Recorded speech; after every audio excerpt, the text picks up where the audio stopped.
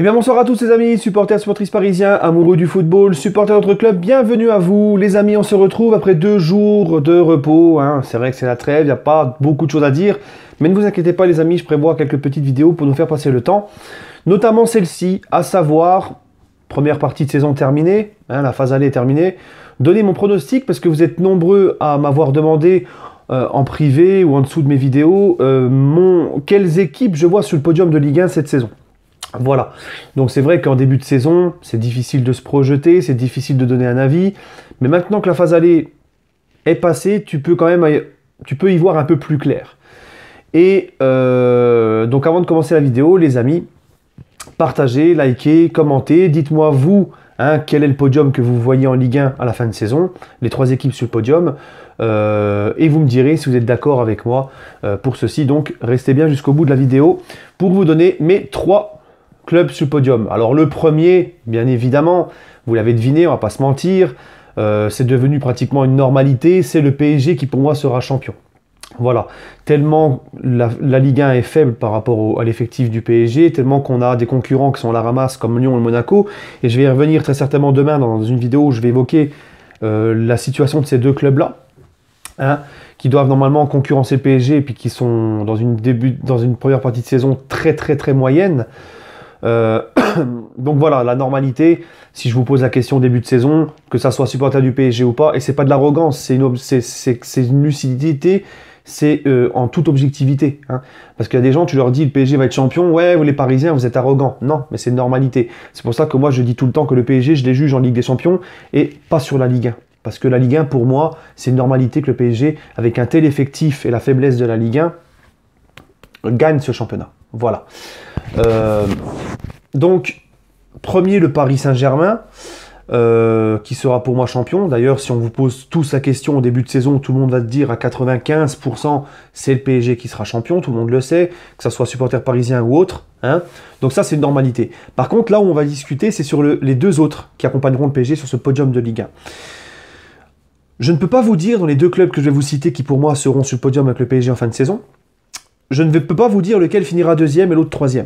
C'est un peu difficile, mais au moins je vais vous dire qu'ils finiront sur le podium. Voilà. C'est mieux de terminer 2e, on va pas se mentir, parce que j'ai entendu certaines personnes dire finir 2e ou 3e, c'est pareil, du moment que tu finis sur le podium. Non, non les gars. Parce que quand tu finis 3e de Ligue 1, tu as 2 tours préliminaires de Ligue des Champions à jouer. Quand tu finis 2e, tu vas directement en Ligue des Champions. Donc, les inconvénients de jouer un tour préliminaire, enfin 2 tours préliminaires de Ligue des Champions, tu reprends la saison plus tôt.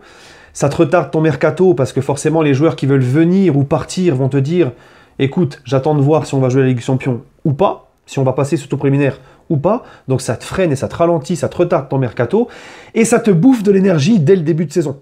Regardez Strasbourg qui s'est tapé, je crois, 3 tours préliminaires pour aller en Ligue Europa, chose qu'ils n'ont pas faite. Leur début de saison a été très compliqué à cause de l'énergie dépensée dans ces tours préliminaires. Donc pour l'équipe barragiste de Ligue des Champions, ça sera pareil. Donc ça te fout un peu le bordel. Vaut mieux finir 2e que 3e. Pour moi, ce n'est pas du tout pareil. C'était ma petite parenthèse sur le sujet. Donc les 2 clubs, les amis, que je vois finir sur le podium avec le PSG, le premier, c'est Marseille. Alors Marseille, les gars, alors oui, nous, les supporters parisiens, ça nous fait rire quand Marseille se casse la gueule, parce que c'est notre club rival, c'est le chambrage et tout. Mais on va pas se mentir, Marseille, pour moi, les amis, fait une très belle moitié de première partie de saison. Et je les vois, et je vais vous dire pourquoi, je les vois continuer et finir sur le podium de Ligue 1. Donc encore une fois, je ne sais pas s'ils vont finir 2e ou 3e, mais au meilleur des cas, ils finiront 2e, au pire des cas, ils finiront 3e pour moi. Ils seront sur le podium. Parce que l'Olympique de Marseille, les gars, était un club qui l'année dernière a fait une saison catastrophique, avec un Rudy Garcia complètement dépassé. Le message de Garcia ne passait plus. D'ailleurs, on l'a vu lors de Marseille-Lyon, quand Garcia a rejoint Lyon, quand il est revenu au Vélodrome, les déclarations de certains de ses joueurs. Beaucoup de joueurs en veulent à Garcia. On voit vraiment que ça n'allait plus du tout, qu'il n'était pas resté vraiment dans le cœur des joueurs. Une équipe complètement perdue en confiance, néant dans le jeu. L'année dernière, Marseille, c'était catastrophique. Mais il s'est passé quelque chose, Garcia s'est barré, et ils ont fait venir Villas-Boas. Alors Villas-Boas, c'est pas l'entraîneur du siècle, mais c'est un mec qui est quand même bien réputé chez les entraîneurs, c'est un jeune coach, avec de l'expérience, Tottenham, Chelsea, Porto, Zenit Saint-Pétersbourg. C'est un mec qui est encore jeune, c'est un mec qui a une bonne réputation, c'est un mec qui marche à la proximité et la confiance envers ses joueurs, qui est reconnu pour être quelqu'un de très intelligent. d'accord, sur la tactique, etc. Et pour moi, c'est la meilleure recrue de l'Olympique de Marseille. Villas-Boas a réussi à changer les mentalités, à redonner confiance à ceux qui l'avaient perdu. Il arrive même, supporter marseillais, si vous regardez cette vidéo, vous pouvez me confirmer, il arrive même à avoir rendu meilleur Amavi. Amavi était complètement au fond du trou, hein, il l'a rendu quand même meilleur. Hein. Bon, c'est pas l'arrière-gauche du siècle, mais il a redonné confiance même à un mec comme Amavi. Et tu vois ce groupe, comment il est sur une bonne dynamique. Les supporters marseillais te le disent qu'à l'entraînement, il y a des sourires qu'il n'y avait plus l'année dernière, qu'il est très proche de ses joueurs. Il a fait vraiment, il a redynamisé cette équipe. Même au niveau du jeu, Marseille, quand je regarde Marseille jouer, je me fais moins chier que l'année dernière, par exemple. L'année dernière, c'était le néant total. Là, tu sens quelque chose, tu sens une espèce de vista qui est revenue, une espèce de confiance qui est revenue. Dimitri Payet, par exemple, lui, c'est le symbole de tout ça. C'est le mec qui a vraiment repris la confiance et qui est le maître à jouer de cette équipe. Quand il est en confiance, Payet, c'est un très bon joueur, on va pas se mentir. Hein. Quand il est en confiance, qu'il est bien, c'est un bon joueur. Bon, la seule chose que je reproche à Payet, c'est que le mec se bouge le cul qu'à l'approche d'une compétition internationale. Et ça, c'est problématique. Hein. Là, il y a l'Euro qui arrive, il se bouge le fessard. Bon, après, voilà. Mais Payet, ça reste quand même un très bon joueur pour l'OM, pour la Ligue 1, quand il est vraiment en confiance et qu'il a décidé de jouer. Voilà. Donc, Villas-Boas, il a réussi donc à ramener cette sérénité chez les joueurs, à faire revivre ce groupe, renaître ce groupe, à leur donner un minimum de jeu.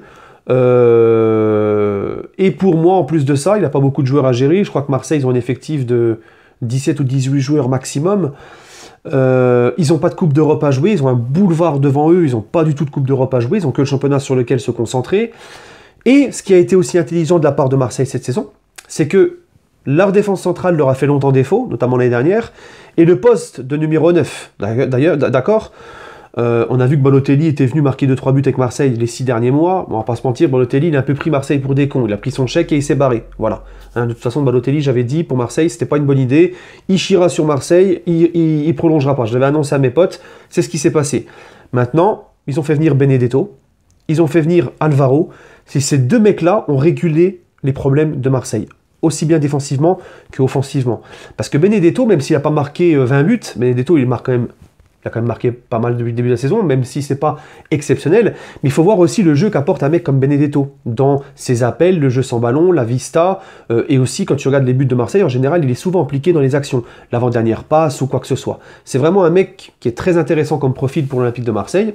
Alvaro, qui a ramené une solidité dans cette défense, et qui a fait même prendre confiance à un mec qui était complètement flop, c'était Caleta-Car, qui commence à se révéler un petit peu. Même Mandanda qui est au fond du trou ressort un peu tête de l'eau, donc ça aussi c'est l'effet Villas-Boas, d'accord. Et ils ont fait venir Rongier qui, pour moi, est le maître à jouer de ce milieu de terrain de l'Olympique de Marseille. Voilà. Donc Marseille a recruté un peu plus intelligemment que les autres saisons. Ils ont fait venir un vrai coach digne de leurs ambitions, Villas-Boas, et pour le moment ça se passe très bien. Après, à savoir, est-ce que Marseille, la saison prochaine, donc pour moi ils vont être sur le podium, donc ils sont susceptibles de jouer la Coupe d'Europe. Quels seront leurs recrues et qu'est-ce que Villas-Boas arrivera à faire avec la Coupe d'Europe à gérer en plus de la Ligue 1. Voilà. Mais pour le moment, cette saison, je les vois vraiment sous podium de Ligue 1, les Marseillais. Voilà. La deuxième équipe que je vois sur le podium avec le PSG, c'est le LOSC. Parce que le LOSC, début un peu compliqué avec la Ligue des Champions, dans le nouveau bain, c'est une équipe assez jeune, ils découvrent la Ligue des Champions, ils sont complètement ramassés, ça leur a bouffé aussi de l'énergie, mais on sent que Lille est sur la continuité de leur projet, Galtier qui apporte de la stabilité, ils ont recruté l'attaquant Osimhen qui est très très bon, Renato Sanchez qui est un très bon joueur qui commence à se relancer dans un club comme Lille où il n'y a pas beaucoup de pression, où il a le temps de se relancer, là il commence à refaire, à retrouver ses sensations et à refaire des bons matchs. On voit que le LOSC, ils ont certes vendu, mais ils ont acheté aussi intelligemment, d'accord? Ils ont su garder leur patron en défense, José Fonte. C'est un projet qui est assez cohérent, assez sympa à voir, et je trouve que le LOSC, les gars, c'est pareil. Là, ils auront plus de Ligue des Champions à jouer. Les résultats commencent à revenir depuis qu'ils sont plus qualifiés en Ligue des Champions. Ils enchaînent les bons résultats. Bon, ils ont perdu 5-1 à Monaco le dernier match. Bon, c'était... Dernier match avant Noël, ils pensaient peut-être à la dinde, je sais pas. Mais en tout cas, moi, je vois les Lillois. Je vois les Lillois vraiment continuer sur leur lancée et faire une très bonne deuxième partie de saison en rechargeant les batteries lors de la trêve hivernale.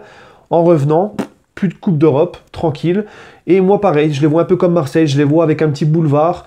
Rennes, je pense pas que ça va tenir, je ne sais pas, je ne pense pas. peut-être 4e, 5e, Saint-Etienne c'est encore trop light, Monaco et Lyon, je vais en revenir demain, je les vois pas remonter la pente, c'est un peu compliqué, je vais faire une vidéo demain sur les deux clubs. Voilà, donc pour moi les amis, le podium, PSG champion, et 2e ou 3e, Marseille et Lille. Voilà, à savoir entre les deux qui finira 2e ou 3e. Voilà les amis, c'est mon podium de Ligue 1, ce sont les 3 équipes qui seront sur le podium pour moi. Donnez-moi votre ressenti en commentaire. Sur ce, prenez soin de vous les amis, et allez Paris.